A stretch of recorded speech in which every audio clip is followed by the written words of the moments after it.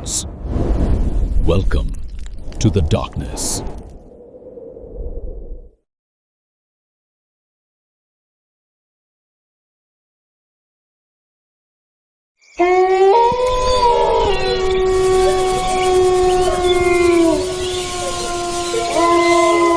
कहते हैं इस गांव की रातें सिर्फ अंधेरी नहीं होती, यहाँ सन्नाटा भी जैसे सांस लेता है और हवा में किसी अनजानी मौजूदगी की आहट महसूस होती है। कभी कभी आधी रात के बाद बिना हवा के भी पेड़ हिलते दिखाई देते हैं।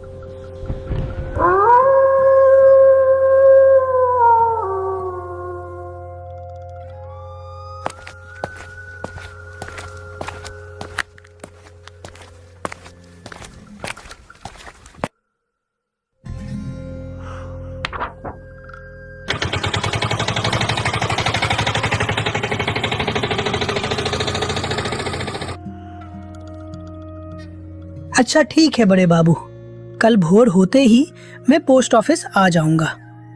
आज इस अंधेरे में रास्ते पर ना निकलना ही बेहतर होगा। आप अभी आराम कर लीजिए, सफर भी लंबा था और सामान भी अभी अभी घर पहुंचा है। गांव में रात को रास्ते थोड़े सुनसान रहते हैं, इसलिए सुबह उजाला होने पर ही बाहर निकलना अच्छा रहेगा।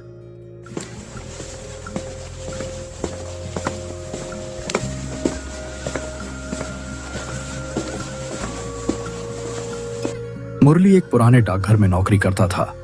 हाल ही में हुए ट्रांसफर की वजह से आज वह अपनी पत्नी सविता के साथ कालीधार नाम के इस अनजान गांव में आया था। जब वे गांव पहुंचे तब रात पूरी तरह उतर चुकी थी। चारों तरफ घना अंधेरा फैला हुआ था, आसमान धुंधला था और हल्का हल्का कोहरा पूरे इलाके में तैर रहा था।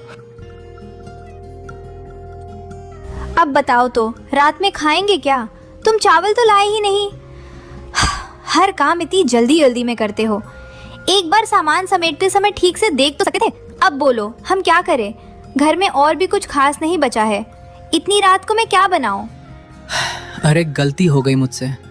इतना सामान था, शायद उसी में ध्यान नहीं गया। तुम गुस्सा मत हो, मैं अभी जाकर देखता हूँ, शायद कहीं कोई दुकान खुली मिल जाए। रात काफी हो चुकी है, बाहर कोहरा भी है। मुझे ठीक नहीं लग रहा तुम अभी बाहर जाओ। सुबह तक काम चला लेते हैं तो क्या हो जाएगा? नहीं, तुम चिंता मत करो, मैं जल्दी ही वापस आ जाऊंगा। ज्यादा दूर नहीं जाऊंगा, बस आसपास ही देखता हूँ। अगर दुकान मिल गई तो ठीक, नहीं तो तुरंत लौट आऊंगा। ठीक है, लेकिन जल्दी वापस आना और रास्ते में ध्यान से जाना। गांव नया है, हमें अभी कुछ पता भी नहीं है। हाँ, तुम दरवाजा अच्छे से बंद कर लेना, मैं ज्यादा देर नहीं लगाऊंगा। कुछ मिल गया तो लेकर आता हूँ, नहीं तो खाली हाथ ही वापस आ जाऊंगा। पत्नी को घर पर छोड़ने के बाद मुरली धीरे धीरे कोहरे से ढकी गांव की सुनसान सड़क पर आगे बढ़ने लगा। चारों तरफ फैले धुंध के कारण रास्ता साफ दिखाई नहीं दे रहा था। दूर कहीं रेलवे लाइन की तरफ से कभी कभी ट्रेन की सीटी की आवाज गूंज उठती, जो सन्नाटे को और गहरा कर देती थी। चलते हुए मुरली के मन में कई तरह के ख्याल आने लगे और वह इस अनजान गांव के अजीब माहौल को महसूस करते हुए आगे बढ़ता चला गया। ठंडी हवा के झोंके कभी कभी कोहरे को चीरते हुए गुजरते और माहौल को और भी ज्यादा डरावना बना देते थे। ऐसा लग रहा था जैसे रात होते ही यहाँ जिंदगी रुक जाती हो। चलते चलते हुआ अपने मन में सोच रहा था, लगता है इस तरफ दुकान मिलना मुश्किल है। पूरा रास्ता सुनसान पड़ा है। शायद मुझे थोड़ा और आगे जाकर देखना चाहिए।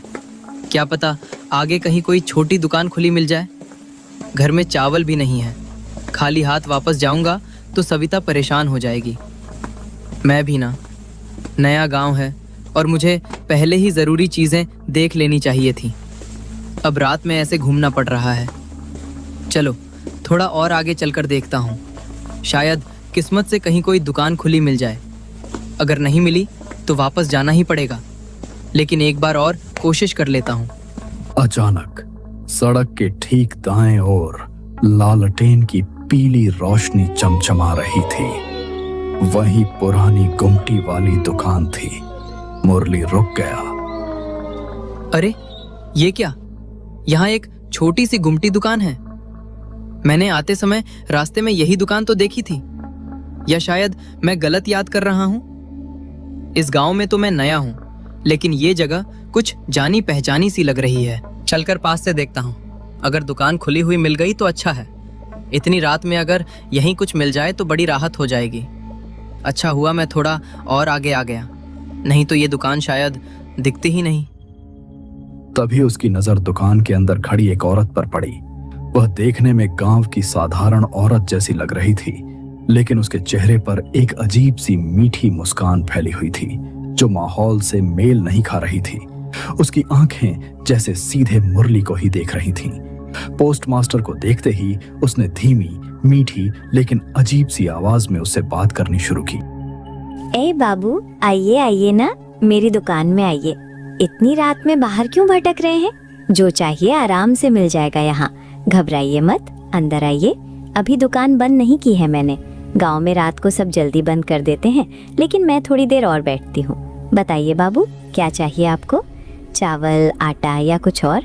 जो चाहिए निकाल देती हूँ। दुकान के करीब पहुंचते ही मुरली अचानक थोड़ा चौंक गया, जैसे उसे वहां के माहौल में कुछ अजीब सा महसूस हुआ हो। फिर भी हिम्मत करके वह धीरे धीरे आगे बढ़ा और जैसे ही दुकान की देहरी पर पहुंचा, उसकी नजर दुकान के बीचों बीच सामने रखे एक पुराने घड़े पर जा टिकी। उस घड़े के चारों ओर काली सी काई जमी हुई थी, जैसे वह बहुत सालों से वहीं रखा हो। घड़े के आसपास की जमीन भी नम और धुंधली सी लग रही थी। मुरली कुछ पल तक उसे देखता रहा। अरे बाबू, जरा सुनिए ना, ये घड़ा रास्ते में रखा है, बार बार पैर लग जाता है। मेरी आंखों में कई दिनों से जलन हो रही है, ठीक से दिखाई भी नहीं दे रहा। आप जरा इसे पैर से साइड कर दीजिए ना, नहीं तो मैं खुद हटा देती, लेकिन अभी ठीक से देख नहीं पा रही। अच्छा, ये घड़ा ठीक है, हटा देता हूँ। वैसे यहाँ बीच में क्यों रखा है? किसी काम का है क्या? अरे नहीं बाबू, पुराना बेकार घड़ा है, कब से पड़ा है, बस फेंकना ही था। आप जरा इसे दूर कर दीजिए, दुकान में जगह भी खाली हो जाएगी। ठीक है, अगर बेकार है तो हटा देता हूँ। मुझे लगा शायद किसी काम का होगा, इसलिए पूछ लिया। ठीक है, अभी हटा देता हूँ, आप चिंता मत कीजिए। मुरली ने बिना कुछ सोचे झुमरी के कहने पर उस घड़े को जोर से लात मार दी। जैसे ही उसका पैर घड़े से टकराया, वह दूर जाकर भारी आवाज के साथ जमीन पर गिरा और जोरदार धमाके से टूटकर कई टुकड़ों में बिखर गया। घड़ा टूटते ही उसके अंदर से राख जैसी धूल, छोटी छोटी हड्डियों के टुकड़े और सूखे हुए मुरझाए फूल बाहर फैल गए, जैसे वे बहुत सालों से उसके अंदर बंद पड़े हों। जमीन पर गिरते ही उन चीजों से एक तेज सड़ी हुई बदबू हवा में फैलने लगी, जिससे आसपास का माहौल अजीब और भारी सा लगने लगा। मुरली कुछ पल तक टूटे हुए घड़े और जमीन पर फैली उन चीजों को देखता रह गया। उसे यह सब बहुत अजीब लगा। ये कैसी बदबू है? और ये जमीन पर क्या बिखरा हुआ है? ये सब क्या है यहाँ? अरे कुछ नहीं बाबू, आप चिंता मत कीजिए। यहाँ आसपास बच्चे खेलते रहते हैं ना, पता नहीं कौन क्या उठाकर फेंक जाता है। मैं तो रोज साफ करती रहती हूँ, लेकिन फिर भी गंदगी हो ही जाती है। बाबू, आप बताइए ना, आपको क्या चाहिए? मुझे चावल चाहिए। आपके पास चावल है क्या? मुझे 1 किलो चावल दे दीजिए। हाँ बाबू, है ना, अभी देती हूँ, आप यहीं रुकिए। फिर उसने दुकान के एक कोने से एक पैकेट उठाया, जो बाकी सामान के मुकाबले बिल्कुल नया और चमकदार लग रहा था। उसने धीरे से वह पैकेट मुरली के सामने रख दिया, जैसे वह उसी के लिए पहले से अलग रखा गया हो। उस पैकेट पर धूल का एक भी कण नहीं था, जो इस पुरानी और जर्जर दुकान में थोड़ा अलग सा लग रहा था। मुरली ने बस सामान्य नजर से उस पैकेट को देखा। उसे यह समझ नहीं आया कि इतनी पुरानी दुकान में इतना नया पैकेट कैसे रखा हुआ है। दुकान के अंदर अजीब सी खामोशी बनी हुई थी। अरे बाबू, आपके लिए सबसे बढ़िया चावल दूंगी। लीजिए बाबू, ये चावल रख लीजिए, पैसे नहीं लगेंगे। आपका आना ही मेरे लिए काफी है। अरे पैसे क्यों नहीं लगेंगे? नहीं नहीं, मैं तो पैसे जरूर दूंगा। मैं सामान लेकर बिना पैसे दिए नहीं जा सकता। अरे बाबू, रहने दीजिए ना, आपसे पैसे लेकर क्या करूंगी। आप बस जब भी जरूरत हो मेरी दुकान पर आ जाइए। आपका आना ही काफी है। जो भी चाहिए हो आप शाम के बाद आकर ले जाइएगा। आप पैसे ले लीजिए। नहीं, ये ठीक नहीं है। सामान का पैसा तो देना ही चाहिए। फिर भी कुछ पल चुप रहने के बाद झुमरी ने फिर से धीमी और बेहद मीठी आवाज में बात करना शुरू किया। उसकी आवाज में ऐसी नरमी थी जो सुनने में तो बिल्कुल साधारण लगती थी, लेकिन जैसे किसी आने वाले खतरे को बड़ी चालाकी से छुपा रही हो। वैसे मेरा नाम झुमरी है, प्यार से मुझे लोग झुमरी दीदी कहते हैं। ठीक है, अभी मैं चलता हूँ, फिर कभी जरूरत पड़ी तो आ जाऊंगा। दुकान से बाहर निकलकर जाते समय जैसे ही मुरली ने एक बार पीछे मुड़कर देखा, उसके पूरे शरीर में अचानक सिहरन सी दौड़ गई। लालटेन की हल्की पीली रोशनी में उसे उस औरत की परछाई अस्वाभाविक रूप से बहुत ज्यादा लंबी दिखाई दे रही थी, जैसे वह जमीन पर दूर तक फैली जा रही हो। मुरली ने उस तरफ ज्यादा ध्यान नहीं दिया और जल्दी से चावल का थैला उठाकर वहां से घर की तरफ चल पड़ा। रास्ते भर वह चुपचाप चलता रहा। मुरली को यह पता नहीं था कि अनजाने में कितने बड़े खतरों से बचकर वह घर वापस जा रहा था। रात जैसे तैसे गुजर गई।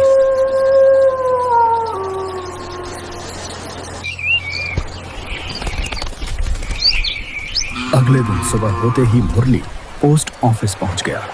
पोस्ट ऑफिस के बाहर ही सरजू काका खड़े दिखाई दिए। उन्होंने मुरली को देखते ही उसे पास बुलाया और जैसे उन्हें उससे कोई जरूरी बात करनी हो, उनके चेहरे पर हल्की गंभीरता थी, जैसे वह कुछ ऐसा बताने वाले हों जो आम बात नहीं थी। उन्होंने धीमी आवाज में उससे कहा, बड़े बाबू, आज मैं शायद थोड़ा जल्दी घर चला जाऊं। इतनी जल्दी क्यों सरजू? क्या हुआ? सब ठीक तो है? तुम अचानक ऐसा क्यों बोल रहे हो? बड़े बाबू, कल रात गांव में एक बहुत बड़ी घटना हो गई। लोग कह रहे हैं कि कई सालों से दबा हुआ पुराना साया फिर से लौट आया है। इसी वजह से गांव में डर का माहौल है। इसलिए सोच रहा था कि अंधेरा होने से पहले घर पहुंच जाऊं। लेकिन ऐसा क्या हुआ कल रात? तुम ठीक से बता क्यों नहीं रहे हो? आखिर मामला क्या है? बड़े बाबू, ऐसी बातें मुंह से निकालना ठीक नहीं माना जाता, अपशकुन माना जाता है। बस आप इतना समझ लीजिए कि हालात ठीक नहीं लग रहे। अगर हो सके तो आप भी आज थोड़ा जल्दी घर चले जाइए, इसी में आपकी भलाई है। ठीक है, अगर बात इतनी गंभीर है तो मैं ध्यान रखूंगा। तुम भी संभल कर रहना, और अगर कुछ और पता चले तो मुझे जरूर बताना। मुरली पूरे दिन किसी गहरी सोच में डूबा रहा। उसे ठीक से समझ नहीं आ रहा था कि उसके आसपास क्या चल रहा है। इसीलिए वह चुपचाप पोस्ट ऑफिस में अपना काम करता रहा और साथ ही लोगों की बातों को ध्यान से सुनकर समझने की कोशिश करता रहा। देखते ही देखते दिन बीत गया और शाम हो गई। शाम ढलते ही मुरली घर की तरफ लौट गया।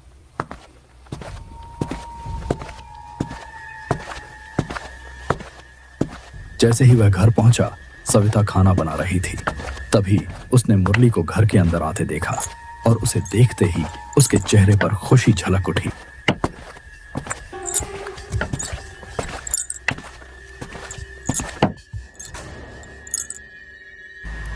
अरे, आज आप जल्दी घर आ गए। अच्छा ही हुआ, मैं सोच ही रही थी कि कब तक इंतजार करूं। घर में तेल भी लगभग खत्म होने वाला है। आज नहीं तो कल, लेकिन शाम के समय उस दुकान से तेल लाना ही पड़ेगा। अच्छा हुआ आप जल्दी आ गए, कम से कम आराम तो कर लेंगे। मैं कब से आपका इंतजार कर रही थी। उसी समय घर के बाहर से किसी अनजान आदमी की आवाज आई, जैसे कोई मुरली को बाहर से बुला रहा हो। पोस्ट मास्टर बाबू है क्या? घर पर हैं क्या? मैं गांव से आया हूँ, सोचा उनसे मिल लूं। नया नया आए हैं ना, तो जान पहचान भी हो जाएगी। अगर घर पर हो तो जरा बता दीजिएगा, मैं बाहर ही खड़ा हूँ। आवाज सुनकर मुरली और सविता दोनों घर के बाहर गए। मुरली जैसे ही घर के बाहर निकला और सामने देखा तो उसके सामने गांव का ही एक पतला दुबला सा आदमी खड़ा दिखाई दिया। उसकी शक्ल से लग रहा था कि वह यहीं का रहने वाला है और किसी काम से मुरली से मिलने आया है। मैं यहीं आपके बगल वाले घर में रहता हूँ, सोचा आपसे मिलकर थोड़ी जान पहचान कर लूं। आखिर गांव के इकलौते पोस्ट मास्टर आप ही हैं, तो हम लोगों का एक दूसरे को पहचानना भी जरूरी है ना। गांव में कोई नया आता है तो हम लोग मिलकर हालचाल पूछ लेते हैं। अगर आपको यहाँ किसी चीज की जरूरत पड़े या गांव के बारे में कुछ जानना हो तो बेझिझक बता दीजिएगा। हम पड़ोसी हैं तो एक दूसरे के काम आना ही चाहिए। बात करते करते उस आदमी के चेहरे के भाव धीरे धीरे गंभीर होने लगे, जैसे वह अब कोई गंभीर बात कहने वाला हो। बाबू, एक बात कहूं, बुरा मत मानिएगा, लेकिन सांझ ढलने के बाद आप बिल्कुल भी घर से बाहर मत निकलिए। गांव के ऊपर बहुत बड़ा खतरा मंडरा रहा है। खतरा? कैसा खतरा? और तुम इतनी गंभीर बात क्यों कर रहे हो? पहले भी मैंने कुछ सुना था। साफ साफ बताओ, आखिर हुआ क्या था इस गांव में?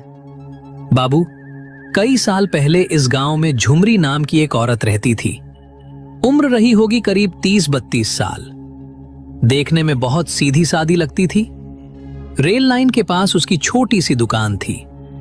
उसका व्यवहार इतना मीठा था कि लोग उसे प्यार से झुमरी दीदी कहते थे। उसकी दुकान पर हमेशा भीड़ लगी रहती थी। लेकिन फिर एक दिन अचानक गांव की एक लड़की गायब हो गई। बहुत ढूंढा, लेकिन वह नहीं मिली। फिर हर अमावस की रात जवान लड़के लड़कियां गायब होने लगे। 3-4 बच्चे ऐसे ही गायब हो गए। हे भगवान, फिर किसी को शक नहीं हुआ उस पर? या किसी ने कुछ देखा नहीं? एक दिन गांव के ही एक आदमी ने छिप कर देखा कि झुमरी अपनी दुकान के पीछे काला जादू कर रही थी और पास के गांव की एक लड़की बेहोश पड़ी थी। तब गांव वालों को समझ आ गया कि गायब हुए बच्चों के पीछे उसी का हाथ था। गांव वाले गुस्से से पागल हो गए। सबने मिलकर उसे पकड़ लिया और इतना मारा कि वहीं उसकी मौत हो गई। फिर गांव के बुजुर्ग सन्यासी के कहने पर उसी दुकान के पास उसका अंतिम संस्कार किया गया और उसकी आत्मा को बांधने के लिए दुकान के सामने एक मिट्टी की हांडी रखी गई। तो फिर अब डर किस बात का है?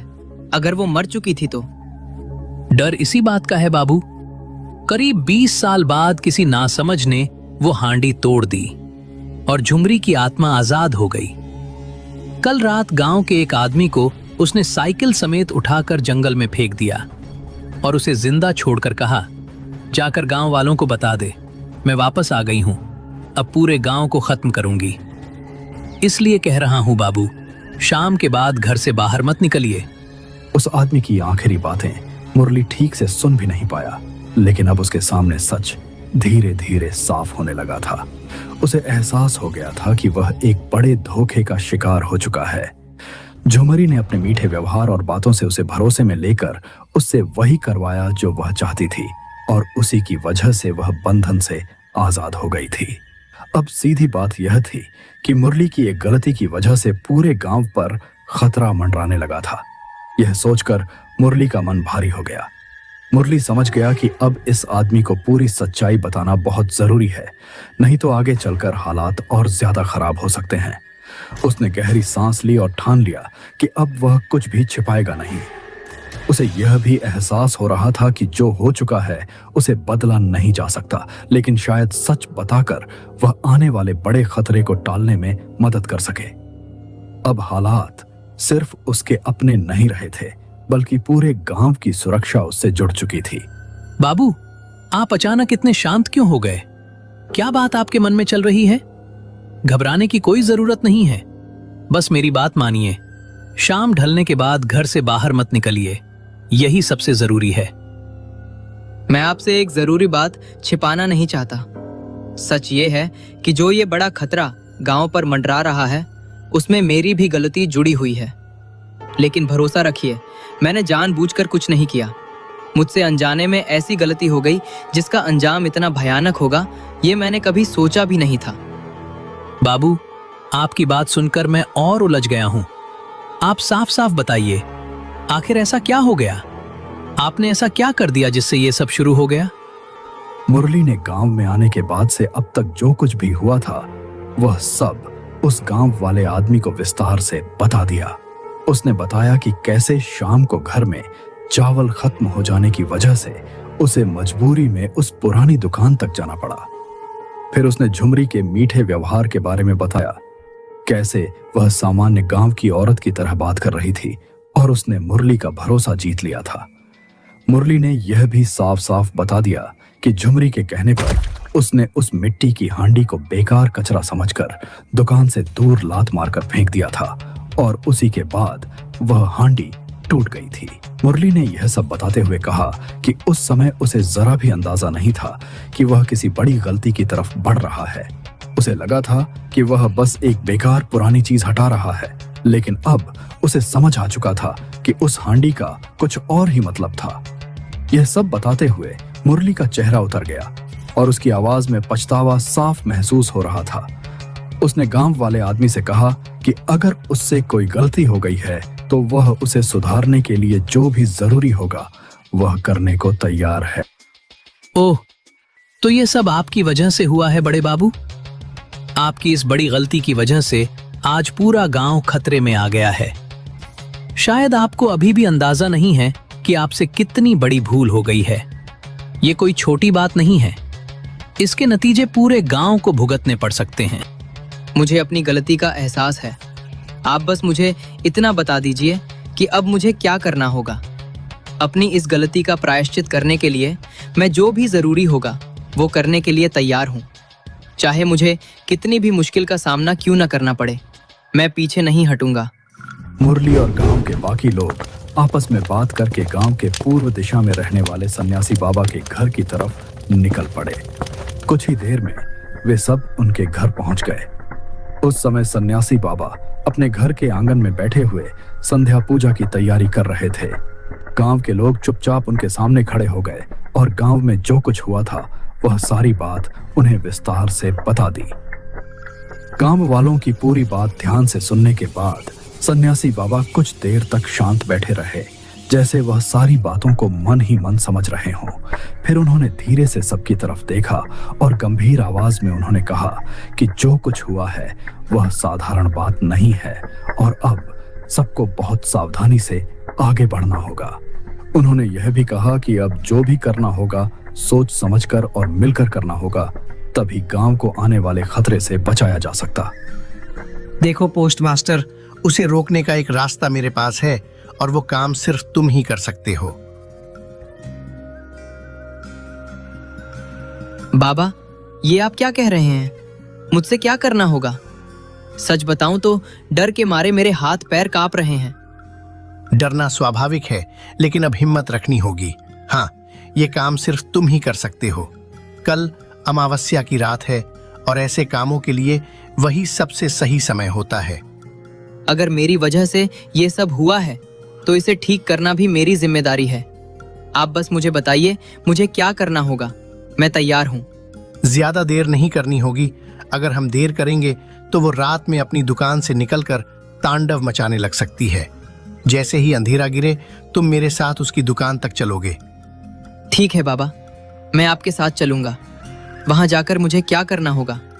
वहां पहुंचकर मैं तुम्हें जो कहूंगा तुम्हें वही करना होगा। डरना मत और मेरा भरोसा मत तोड़ना। मैं पूरी कोशिश करूंगा बाबा। अब जो होगा मैं उसका सामना करूंगा। बाकी गांव वाले भी आसपास रहेंगे, लेकिन सब मेरे इशारे का इंतजार करेंगे। अब देर मत करो, अपने घर जाओ और याद रखना, आज रात कोई भी अपने घर से बाहर नहीं निकलेगा। बूढ़े सन्यासी की बात मानकर सभी गांव वाले धीरे धीरे अपने अपने घर लौट गए। लेकिन उसी रात गांव में एक और बड़ी अनहोनी हो गई। गांव के आखिरी छोर पर हफ्ते का इकलौता बाजार लगा हुआ था। रात करीब 9 बजे दुकानदार अपना अपना सामान समेटकर घर लौटने की तैयारी कर रहे थे। तभी अचानक तेज आंधी चलने लगी। हवा इतनी तेज हो गई कि कई दुकानों के टेंट और छप्पर उड़कर दूर जा गिरे और इस अफरा तफरी में कई लोग घायल भी हो गए। कुछ ही पलों में बाजार का पूरा माहौल बदल गया। लोग अपने सामान को बचाने की कोशिश करने लगे, लेकिन तेज हवा के सामने कोई कुछ नहीं कर पा रहा था। चारों तरफ धूल, टूटे सामान और लोगों की घबराई हुई आवाजें गूंजने लगी। कई लोग जमीन पर गिर पड़े और कुछ लोग अपने परिवार वालों को ढूंढने लगे। उसी तेज हवा के बीच अचानक एक तीखी और डरावनी हंसी गूंज उठी, जो सुनते ही लोगों के रोंगटे खड़े हो गए। वह हंसी जैसे हवा के साथ पूरे इलाके में फैल रही थी। उस हंसी के साथ जैसे कोई भयानक ऐलान भी हवा में गूंज उठा, जिसे सुनकर वहां मौजूद लोगों के चेहरों का रंग उड़ गया।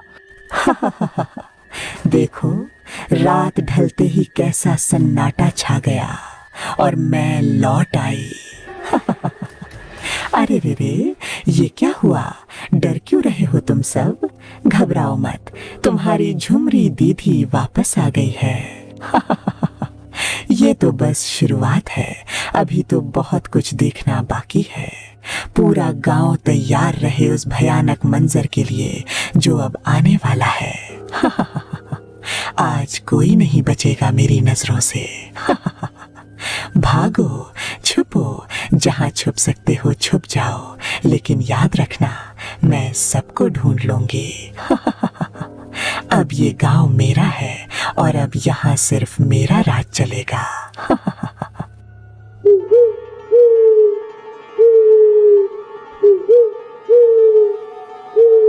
अगले दिन घोर अमावस्या की रात थी। जैसे ही अंधेरा पूरी तरह चारों तरफ फैला, बूढ़ा सन्यासी, कुछ गांव वाले और मुरली पहले से ही उस पुरानी दुकान के पास पहुंच चुके थे।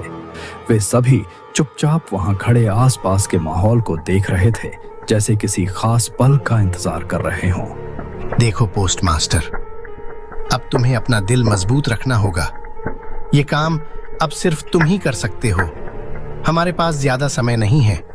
याद रखना, वो तुम पर भरोसा करती है क्योंकि अनजाने में सही, लेकिन तुमने ही उसे उसके पुराने बंधन से आजाद किया था। तुम दुकान के अंदर जाओगे और उसे बातों में उलझाए रखोगे। उसे शक नहीं होना चाहिए कि बाहर क्या हो रहा है। जब तक तुम उसे रोके रखोगे, तब तक मैं दुकान के चारों तरफ सुरक्षा का बंधन तैयार कर दूंगा ताकि वो वहां से बाहर न निकल सके। जैसे ही मैं दुकान के पास आकर तुम्हें इशारा करूंगा, तुम बिना देर किए तुरंत दुकान से बाहर निकल आना। उसके बाद मेरा असली काम शुरू होगा। उस समय पीछे मुड़कर मत देखना और जो भी हो डरना मत। बस वही करना जो मैं कहूंगा। सन्यास की बात मानकर मुरली धीरे धीरे दुकान के अंदर चला गया। मुरली को देखते ही झुमरी के चेहरे पर खुशी साफ दिखाई देने लगी। वह पहले की तरह ही मीठे और सामान्य व्यवहार में उससे बात करने लगी और उसे अंदर बैठने के लिए कहने लगी। उसकी आवाज पहले की तरह ही शांत और नरम थी, जैसे कुछ भी बदला न हो। मुरली चुपचाप अंदर खड़ा रहा और आसपास नजर दौड़ाने लगा। दुकान के अंदर वही पुराना सामान रखा हुआ था और लालटेन की हल्की रोशनी पूरे कमरे में फैल रही थी। ये पोस्ट मास्टर बाबू, आइए आइए बैठिए। मैं तो अभी आपको ही याद कर रही थी। उस रात के बाद आप मेरी दुकान पर आए ही नहीं।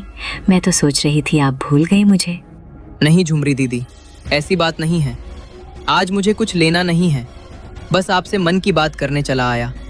सोचा थोड़ा बैठकर आपसे सुख दुख की बातें कर लूं। झुमरी बार बार मुस्कुराकर मुरली से बात करने की कोशिश कर रही थी, जैसे वह उसे बिल्कुल सहज महसूस कराना चाहती हो।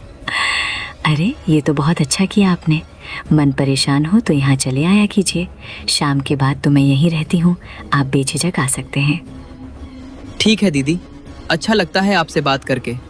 सोचा आज थोड़ा बैठकर दिल हल्का कर लूं। मुरली जानबूझकर झुमरी को बातों में उलझाए रखता है ताकि उसका ध्यान इधर उधर न जाए।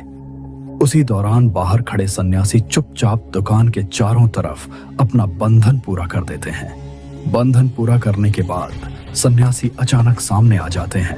सन्यासी की आवाज सुनते ही दुकान का माहौल एक पल के लिए जैसे थम सा जाता है। मुरली तुरंत उनकी तरफ देखने लगता है, जबकि झुमरी के चेहरे के भाव धीरे धीरे बदलने लगते हैं। उसी पल ऐसा लगता है जैसे दुकान के अंदर की हवा अचानक भारी और ठंडी हो गई हो। सन्यासी तेज आवाज में मुरली को पुकारते हुए कहते हैं, पोस्ट मास्टर, घेरा पूरा हो चुका है। अब एक पल की भी देर मत करो। तुरंत दुकान से बाहर निकल आओ। जल्दी करो, समय बहुत कम है। बाहर आकर मेरे पास खड़े हो जाओ। अब आगे का काम मैं संभालूंगा। सन्यासी की तेज आवाज सुनते ही मुरली एक झटके में दुकान से बाहर आ गया और तेजी से जाकर सन्यासी के पास आकर खड़ा हो गया। उसी समय सन्यासी लगातार मंत्र पढ़ते हुए अपने साथ लाया हुआ गंगा जल दुकान की तरफ छिड़कने लगे। गंगा जल की बूंदें जैसे ही दुकान और दरवाजे पर गिरीं, वहां का माहौल अचानक बदलता हुआ सा महसूस होने लगा। सन्यासी बिना रुके मंत्र पढ़ते रहे और पूरे दरवाजे और आसपास की जमीन पर गंगा जल छिड़कते रहे। आसपास खड़े गांव वाले चुपचाप यह सब देख रहे थे। उस समय हवा भी जैसे धीमी हो गई थी और चारों तरफ अजीब सा सन्नाटा फैल गया था, जैसे कुछ होने वाला हो। कुछ ही पलों में दुकान के अंदर से हल्की सी आवाजें आने लगी। जिससे वहां मौजूद सभी लोग और ज्यादा सतर्क हो गए। झुमरी, क्या तुमने सच में ये सोचा था कि मैं तुम्हें रोक नहीं पाऊंगा? जब तक मैं जिंदा हूं, इस गांव का कोई भी अनिष्ट तुम नहीं कर पाओगी। इस बार मैं ऐसा बंधन करूंगा कि तुम चाहकर भी यहां से बाहर नहीं निकल पाओगी। तुम्हारी शक्ति यहीं थम जाएगी और इस बार तुम्हें कोई भी इस जगह से आजाद नहीं करा पाएगा, चाहे वो कितनी भी बड़ी शक्ति क्यों ना हो। उसकी आंखें भड़क उठी और उसका चेहरा गुस्से से तमतमाने लगा। वह तेज गुस्से में फुफकारती हुई जोर से चिल्लाई और उसकी आवाज पहले से बिल्कुल अलग और डरावनी लग रही थी।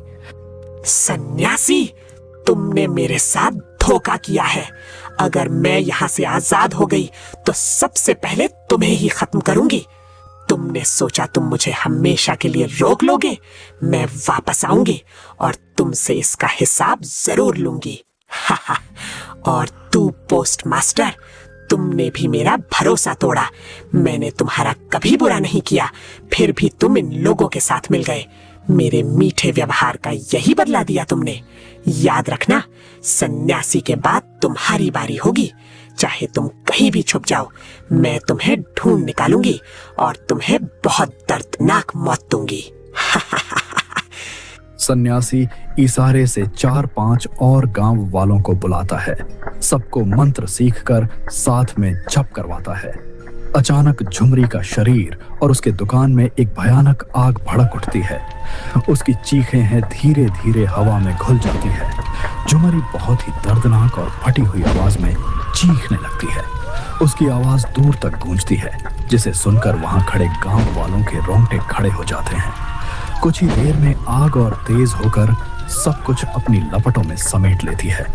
जब आग शांत होती है तो वहां कुछ भी नहीं बचता, मानो वहां कभी कोई दुकान थी ही नहीं।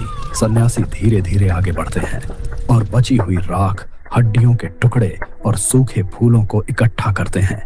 फिर वह एक नई मिट्टी की हांडी लाते हैं और उन सभी चीजों को उसमें रख देते हैं।